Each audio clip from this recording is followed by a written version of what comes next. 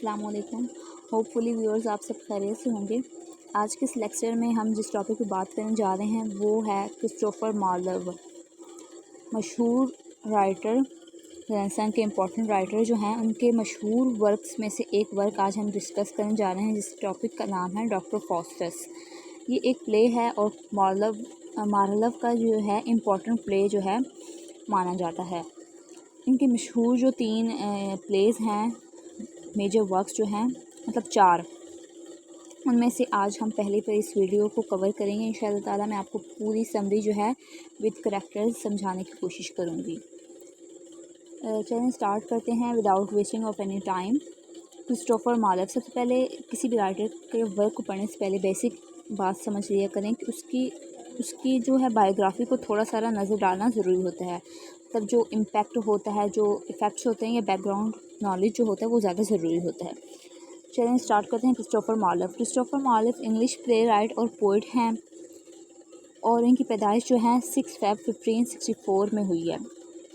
कहाँ पर? Canterbury United में। और इनकी वफ़ात जो है 30 मई 1593 में हुई है। इनकी उम्र बहुत छोटी थी और इसी एज में इनकी वफ़ात हुई, यानी 29 ईयर्स की एज में इनकी वफ़ात हो गई है। आपको यहाँ एक इम्पॉर्टेंट बात बताती चलूँ कि ये जो हैं शेक्सपियर नाम और मशहूर जो शायर हैं, ड्रामाटिस्ट हैं रेनेसां पीरियड के, ये उनके कंटेम्प्रेरी हैं पोइट। इनकी दोनों जो राइटर्स हैं, इनकी डेट ऑफ बर्थ जो है वो सेम है, यानी 1564 है शेक्सपियर की भी और इनकी भी। लेकिन मार्लोव की जो डेट ऑफ डेथ है वो शेक्सपियर से पहले की है, यानी 29 ईयर्स में इनकी वफ़ात होगी 1593 में। और शेक्सपियर की जो है जो इनके कंटेम्प्रेरी रहे हैं वो जो हैं 1660 में उनकी वफ़ात हुई है। तो ये मेजर जो है इनकी बात याद रखने वाली ज़रूरी है। प्लेस की बात कर लें तो इनके जो 4 मेजर वर्क्स हैं उनके नाम देखते हैं। The tragical history of the life and death of doctor Faustus, जिसके बारे में हम आज बात करने जा रहे हैं। ये इस डॉक्टर फॉस्टर, इसका ये रियल नेम जो टाइटल है वो ये है, the tragical history of the life and death of doctor Faustus. Second जो वर्क है इनका टिम्बरलाइन, ये 1590s का है। और डॉक्टर फॉस्टर्स जो 1592 में लिखे गए हैं, मतलब कि पहले तो टिम्बरलाइन लिखा गया है और फिर डॉक्टर फॉस्टर्स लिखा गया है। उसके बाद द जू ऑफ माल्टा है 1593। इन बाकी वर्क्स पे भी इंशाल्लाह ताला मैं अलग से वीडियो कवर करूँगी। और एडवर्ड सेकंड आल्सो जो है वो 1592 में लिखा गया है। ये इनके मेजर वर्क्स हैं। चलते हैं अपने कहानी की तरफ। तो इंट्रोडक्शन थोड़ा सा देख लेते हैं इस प्ले के बारे में। Introduction to the play. Point number 1 है the tragical history of doctor Faustus is Marlowe second play. मैंने आपको पहले यहाँ पे बताया कि ये मार्लोव का सेकंड प्ले है। पहला प्ले जो है वो टिम्बरलाइन है जो 1590s के अराउंड लिखा गया है, और ये डॉक्टर फॉस्टर्स जो है 1592, ये इनका सेकंड जो है प्ले है। Dramatize story of the life and death of a medieval scholar who sells him soul to the devil. ये एक ऐसे स्कॉलर की कहानी है, एक ऐसा प्ले है जिसके अंदर ये स्कॉलर जो है वो बहुत सारा नॉलेज, ट्रेडिशनल नॉलेज जो है वो गेन कर चुका है। अब इसके बाद इसके अंदर की जो हब है वो है कि इसने कुछ अलग से सीखना है, ट्रेडिशनल से हट के थोड़ा है ना, इसने सीखने मिस्टीरियस वे में कुछ अजीब किस्म का इसका सीखने को दिल चाह रहा है। तो ये क्या करता है कि अपनी सोल जो है वो एक डेविल यानी शैतान के हाथ दे देता है और उससे कुछ पावर्स जो हैं वो ले लेता है। और इसी में, इन पावर्स में ही इसकी ट्रेजिडी जो है वो हमें होती नज़र आती है। जो मिस्टेक, ट्रेजिडी किसे कहते हैं कि एक मिस्टेक होती है जो प्रोटैगनिस्ट होता है, ये जो मेन करैक्टर होता है वो जो कहानी के अंदर खुद ही अपनी उस ट्रेजिडी, अपने होने वाले एक अनएक्सपेक्टेड जो सिचुएशन या सर्कमस्टांसिस जो उसके लिए पैदा होते हैं वो उनका खुद ही बाइस बनता है, क्योंकि वो ऐसे हालात पैदा करता है अपने लिए जो बाद में उसके लिए मसला बनते हैं। तो ये भी एक ड्रामा जो है ट्रेजिडिकल है प्ले। उसके बाद जो है chorus enters 3 times in the play and provides background knowledge. जो इसमें भी कोरस जो है वो हमें रिप्रेजेंट होता हुआ नज़र आएगा, जो 3 मरतबा हमें नज़र आएगा। कोरस कंसिस्ट 12 to 15 मैंस, जो कि एक मास का वेयर जिन्होंने किया हुआ होता है, और वो एंटरटेनमेंट के तौर पर हमें परफॉर्म करते नज़र आते हैं। बेसिकली इनका मकसद जो होता है किंग को ज़्यादा जो है एंटरटेन करना होता है, यानी जो किंग है, जो ऑडियंस है, उनको एंटरटेन करने के लिए कोरस ये 12 से 15 लोगों का एक ग्रुप होता है जिन्होंने मास्क वगैरह वेयर किया होता है। वो प्रेजेंट होते हैं, अपीयर होते नज़र आते हैं हमें at a stage during performance. तो वो टाइम से आते रहते हैं और फिर हमें उनकी परफॉर्मेंस के थ्रू जो एंटरटेनमेंट जो है वो प्रोवाइड की जाती है। तो इस जो प्ले के अंदर है कोरस, वो 3 बार जो है हमें अपीयर होते स्टेज पे नज़र आएंगे। इसके मेन कैरेक्टर्स की बात कर लेते हैं और फिर हम समरी की तरफ चलेंगे। इनके मेन कैरेक्टर्स को देखते ही हम समरी को आगे डिस्कस करेंगे। सबसे पहले मेन कैरेक्टर्स देख लेते हैं। सबसे पहले प्रोटैगनिस्ट की बात कर लेते हैं। प्रोटैगनिस्ट जो हैं स्टोरी के, वो डॉक्टर फॉस्टर्स है। डॉक्टर फॉस्टर्स हैं जो कि एक स्कॉलर हैं और जिन्होंने, मैंने आपको पहले बताया, ट्रेडिशनली सारा नॉलेज लॉ का, फ़िलासफ़ी का और भी बहुत सारे नॉलेजेस जो हैं वो उन्होंने गेन कर ली हैं। लेकिन अब इनके अंदर जो एक हुब है ना, वो कहते हैं कि मैंने एक कुछ अलग करना है, ट्रेडिशन से हट के करना है, कुछ नया सीखना है। इसी पे इनकी जो ट्रेजेडी जो है, ये एक एम्बिशियस मैन होते हैं वो अपने एम्बिशन को पाने के लिए कुछ भी कर जाते हैं और ट्रेजेडी जो है इनको फेस करना पड़ती है। Sorry for miss pronunciation. आगे जो है सेकंड करेक्टर देख लेते हैं वेल्डस जो हैं वो फ्रेंड ऑफ फॉस्टर्स हैं और ये मैजिशियंस हैं। और थर्ड करेक्टर जो कॉर्निंगस जो हैं, ये भी आल्सो जो हैं इसके डॉक्टर फॉस्टर्स के फ्रेंड हैं। इन दोनों मैजिशियंस के थ्रू ही डॉक्टर फॉस्टर्स जो हैं वो एक मैजिशियन का जो है नॉलेज गेन करते हैं, उसकी पावर हासिल कर सकते हैं इन्हीं के गाइडेंस के थ्रू। ठीक हो गया। और ये नेक्स्ट कैरेक्टर जो फोर्थ पे वैगनर जो है, ये फॉस्टर्स का हम लोग को सर्वेंट दिखाया गया है और ये इसकी बहुत सी जगहों पे हेल्प भी करता है।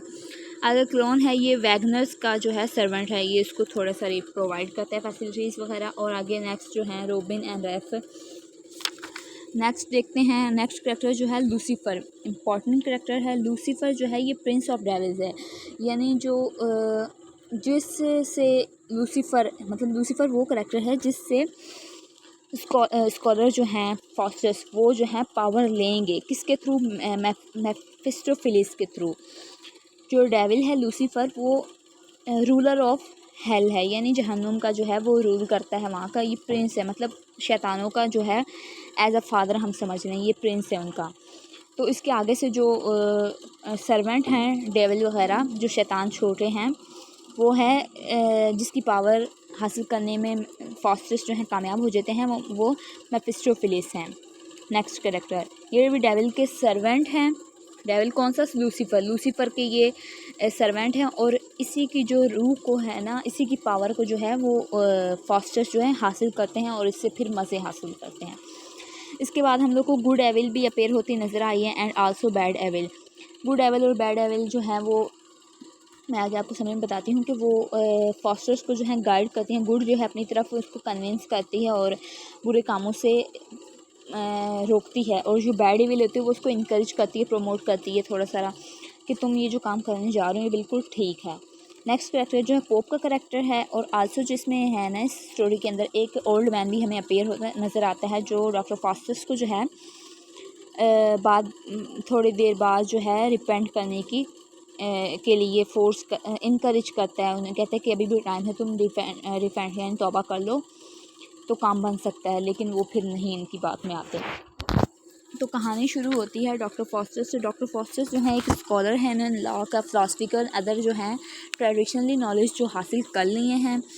अब वो चाहते हैं कि कुछ ऐसा किया जाए जिससे थोड़ा और मज़ा आए, कुछ नया सीखना चाहिए। तो वो अपने फ्रेंड्स जो हैं वेल्डस और कॉलिंगस से ये जिक्र करते हैं कि अब मुझे कुछ नई चीज़ सीखनी है। तो वो उन्हें कहते हैं कि मैजिशियंस का काम सीखो, तुम मैजिशियन बन जाओ, इसका नॉलेज गेन करो, पावर हासिल करो।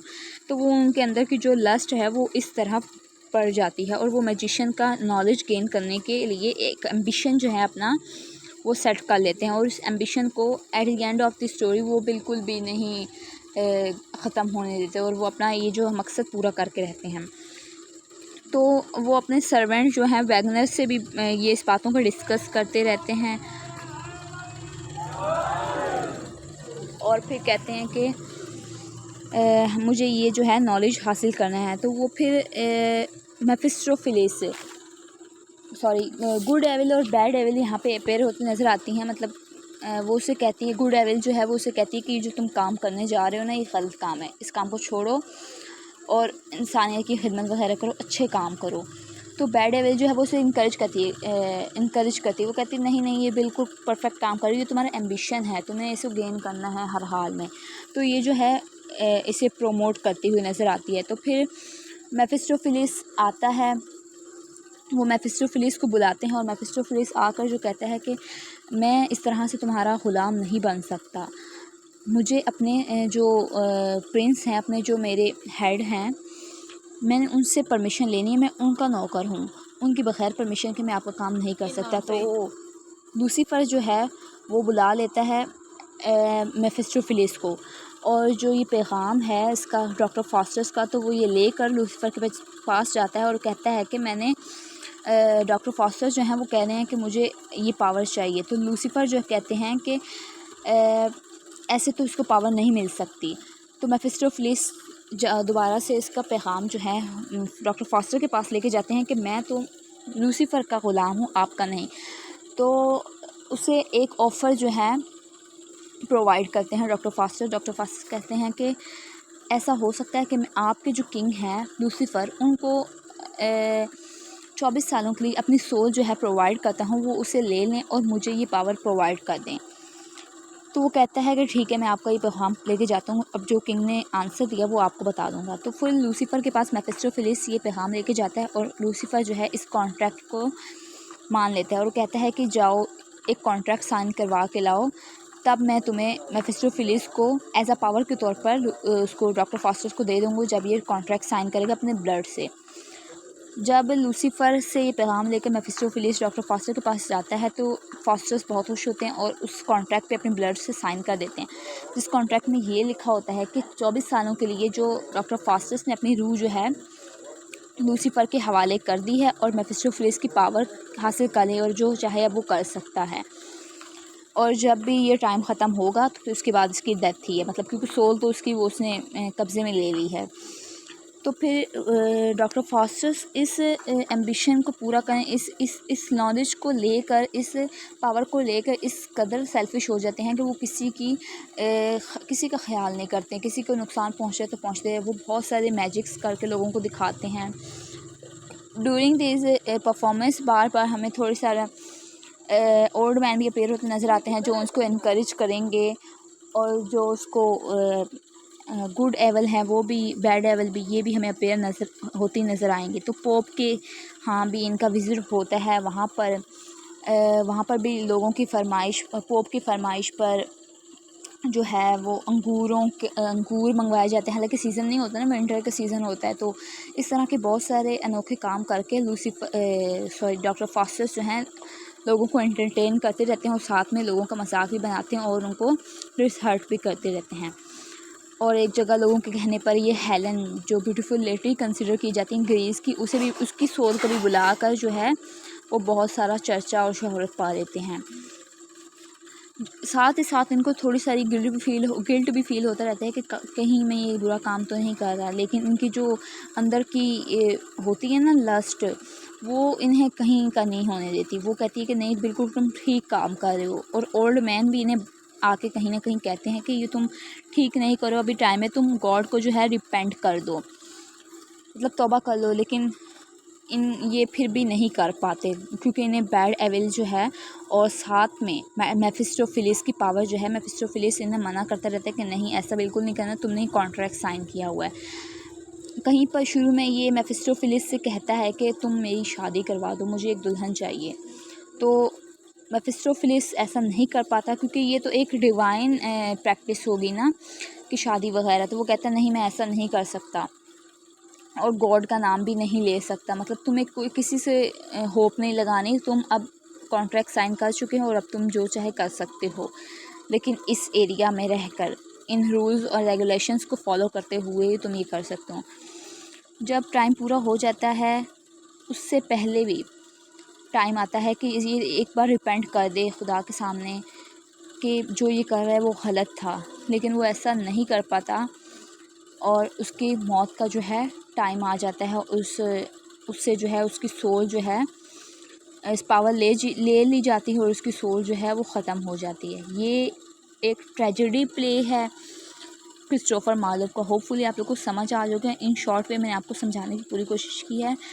मार्लोव का ये बहुत ही बेहतरीन काम है। इसके अलावा जो इनका डॉक्टर फॉस्टर्स के अलावा जी ऑफ माल्टा है, उस पर नेक्स्ट वीडियो कवर करूँगी। होपफुली आपको ये समझ आया हो। कोई भी मिसअंडरस्टैंडिंग, मिसकंसेप्शन हो या कोई भी बात समझ ना आ रही हो तो आप कमेंट बॉक्स में कह सकते हैं। आज की वीडियो के लिए इतना ही। अल्लाह हाफ़िज़।